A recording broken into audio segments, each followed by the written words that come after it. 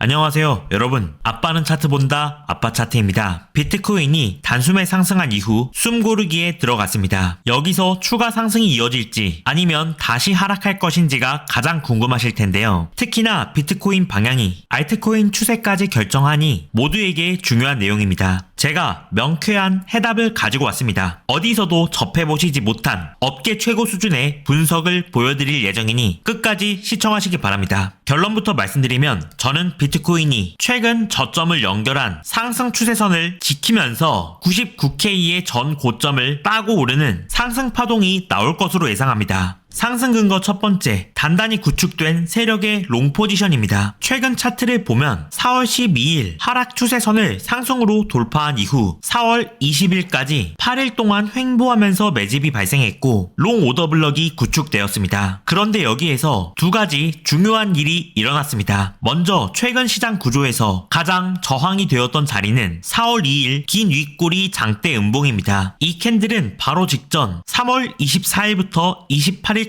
확인된 저항선의 매도 압력을 긴 윗꼬리를 통해 재확인시켜준 자리이기 때문에 저항선의 고점인 88K는 하락 구조가 지속되기 위해서 가장 중요한 방어선이었습니다. 온체인상 움직임을 보면 이 지표는 매도 세력 쪽 고래들이 비트코인을 얼마나 팔고 있나를 보여주는 지표입니다. 보시는 것처럼 이 지표가 치솟은 자리는 매번 고점이 되면서 하락의 원인이 되었습니다. 그런데 가장 최근을 보면 4월 15일 매도 세력의 방어선이라고 할 수 있는 자리에서 고래가 비트코인을 대규모로 전송시켰고 하락을 유발시키려고 했으나 차트는 앞전과 같은 패턴으로 흘러가지 않고 오히려 매도 측 유동성을 전부 따면서 강력한 상승으로 추세를 전환시켰습니다. 반란이 시작된 겁니다. 어떻게 상승이 시작됐을까요? 이번 상승은 선물 롱 포지션의 주도로 일어났습니다. 이 자료는 비트코인 가격에 레버리지가 얼마나 사용되고 있는지를 보여주는 차트입니다. 보시다시피 가격 급등과 함께 레버리지 비율이 급격하게 상승했습니다. 미결제 약정은 총 선물 포지션 규모를 보여주는데 앞전 고점과 근접한 수준으로 폭발적으로 상승하면서 가격 급등이 동반되었습니다. 급격한 상승의 원인은 선물 시장 주도로 일어났다는 사실을 알 수 있습니다. 그렇다면 이 롱 포지션이 종료되었는지의 여부에 따라 상승 추세가 이어질 것인지 아니면 상승이 종료되면서 하락으로 빠질 것인지 근거를 알 수 있을 것입니다. 이 차트는 롱 포지션이 종료된 규모를 보여주는 지표입니다. 보시다시피 이번 상승에서 유의미한 롱 청산은 일어나지 않았습니다. 이 차트는 거래소별 미결제 약정 상황을 보여줍니다. 바이낸스, 바이비트, OKX 모든 거래소에서 비트코인 폭등과 함께 미결제 약정이 치솟았고 숨고르기에 들어간 이후 상황을 보면 여전히 미결제 약정이 종료되지 않고 치솟은 상태로 유지되고 있습니다. 이는 폭발적인 상승을 일으킨 롱 포지션이 계속 홀딩되고 있다는 의미입니다. 펀딩비를 보면 비트코인이 95K까지 급등한 이후 조정을 예상한 숏 포지션이 들어오면서 일시적으로 음펀비로 전환되었으나 가격이 빠지지 않자 다시 롱이 우세로 전환되고 있습니다. 이것이 끝이 아닙니다. 이 차트는 비트코인을 매수만 하는 고래 주소의 최근 30일 매수 규모를 보여주는 차트입니다. 최근 비트코인의 저점 부근에서 매집량이 치솟기 시작하다가 4월 22일 급등과 함께 대규모 현물 매수가 일어났는데 이 규모가 앞전 비트코인의 최고점 때보다 더 많은 30일 매수 규모입니다. 현물 선물 가리지 않고 대규모 매집이 일어났다는 겁니다. 이 차트는 시장가 매수와 매도 압력 차이를 보여주는데 롱 오더 블럭을 형성한 4월 12일부터 시장가 매수 비율이 양수로 치솟기 시작했습니다. 앞서 봤던 차트에서 매도 세력 측 고래들이 비트코인을 던졌지만 매수 세력이 현물 선물 모두에서 압도하면서 가격을 급등시켰다는 사실을 알 수 있습니다. 이것이 소폭 조정이 오더라도 상승 추세가 이어질 것으로 보는 첫 번째 근거입니다. 상승 근거 두 번째, 붕괴된 테더 도미넌스입니다. 지난 영상에서 테더 도미넌스가 7번째 지지선 테스트를 하고 있기 때문에 하락으로 붕괴될 것이고 비트코인이 상승할 것이라고 말씀드렸습니다. 말씀드린 대로 지지선 붕괴가 일어났고 지금 중요한 것은 하락 형태를 보면 장대 음봉으로 추세가 완전히 붕괴되었다는 것입니다. 추세가 너무 강하게 터졌기 때문에 리테스트를 하러 올라갈 가능성은 거의 없다고 판단하고 반등한다면 이 갭을 메꾸는 정도로만